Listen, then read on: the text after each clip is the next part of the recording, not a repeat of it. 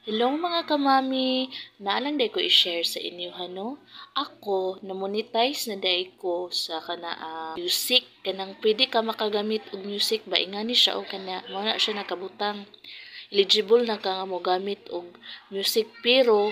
dili day gihapon siya pagbantay gid mo ayaw gina ninyo buhata nga dili mo magbutang og kana ang copyright bitaw kay kanang hashtag no copyright manay nana chorba kay